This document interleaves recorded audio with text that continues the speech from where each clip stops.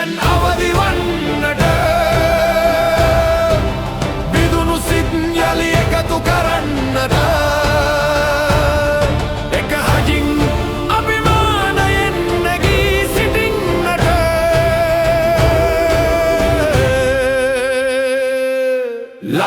මවට ජය රැගෙන එන්නට. ඒ වගේම තමයි ඔබේ කඳවුරට විවිධාකාර චෝදනා එල්ල වෙනවා. එක පැත්තකින් කුඩු චෝදනා එල්ල වෙනවා, එක පැත්තකින් මිනිවරුම් චෝදනා එල්ල කරනවා, තවත් පැත්තකින් යනකොට විවිධාකාර චෝදනා ඔබේ කඳවුරට එනවා. සමහර වෙලාවට මංකොල්ලා කෑම් කියලා සමහර චෝදනා එනවා මේ සමාජ මාධ්‍යයෙන් එන දේවල්.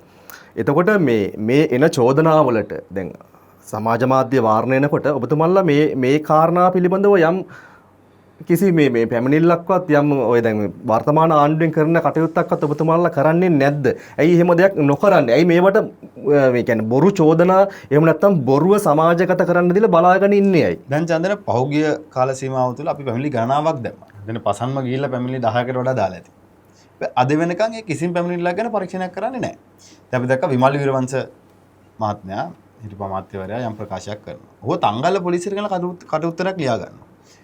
එහා සමාන ප්‍රකාශ ගණනාවක් කරපු ආණ්ඩුවේ ඇමතිවරු මන්ත්‍රීවරු සහ ක්‍රියාකාරීන් පිළිබඳව අපි CID එකේ පොලිසිය වල ලංකාවේ නොයෙකුත් තැන්වල පැමිණිලි දාලා තියෙනවා. අද වෙනකන් කිසි කෙනෙක්ගේ කටඋත්තරයක්වත් ලියාගෙන නැහැ. කටඋත්තරයක්වත් අපි ගමු මේ අත්අඩංගුවට කොට ගැනීම එහෙම නැත්නම් අවවාද දීම මේ පැත්තක තියමුකෝ.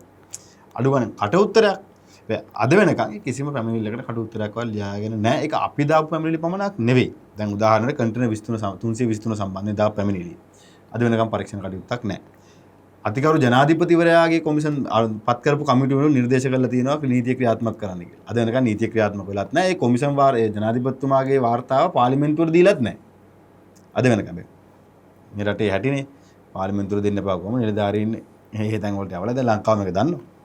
හැබැයි දීලා නැහැ. මේ නීතිය ක්‍රියාත්මක වෙන්නේ නැහැ. අද වෙනකම් අපි පොලිසියෙන් අහනවා ආණ්ඩුවෙන් අහනවා අර මනම්පේරිය සම්බන්ධයෙන් තියෙන සිදුවීමේදී තියෙන මත්ද්‍රව්‍ය තිබ්බා කියන කන්ටේනර් දෙක රිලීස් කරන්න අවසර දුන්නේ කවුද? අද වෙනකම් හොයනවලු ඒක. මේ කන්ටේනර් දෙක ආණ්ඩුවේ වරයාස්සෙන් ගියේ. ඇමති මාරු කරලා තියෙනවා. ඇමති ගරු අමාත්‍යවරයා මාරු කරලා දුන්නේ. ඒ හින්දා දන්නේ නැහැ. හැබැයි ඉතින් කන්ටේනර් දෙක කවුද රිලීස් කරන්න අනුමැතිය දුන්නේ? පොලිසිය වාර ඇමතිවරයා කියනවා. ඒ ගැන තවදුරටත් පරීක්ෂණ කරන්න දෙයක් නැහැ නේද? වරායේ තිබිච්ච කන්ටේනර් දෙක දෙනකොට කවුද උපදෙස් දුන්නේ කියලා අහන්න පුළුවන්. ඒක මහ ලොකු පරීක්ෂණයක් නෙවෙයිනේ.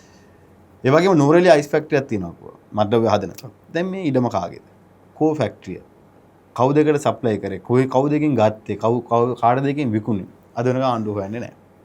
ඉතින් අපි කොච්චර පැමිණිලි දැම්මත් දැන් හාල් විකිණීම සම්බන්ධයෙන් විමෝල් හිමියෝ ගිහිල්ලා පැමිණිලක් දාලා තියෙනවා. අද වෙනකන් පරීක්ෂණයක් නැහැ. පෙට්‍රෝලියම් අමාත්‍යවරයා සම්බන්ධයෙන් පැමිණිලි ගණනාවක් ගිහිල්ලා තියෙනවා. අද වෙනකන් ආණ්ඩුව පරීක්ෂණයක් කරන්නේ නැහැ. හැබැයි ආණ්ඩුව තමන්ගේ පාක්ෂිකය තමන්ගේ ඇමතිවරයෙක්ට විරුද්ධව අගතියටපත් වෙනවා. තමන්ගේ අමාත්‍යවරයෙක්ගේ චරිතය හානි වෙනවා නම් ටග්ගල පරීක්ෂණයක් කරනවා.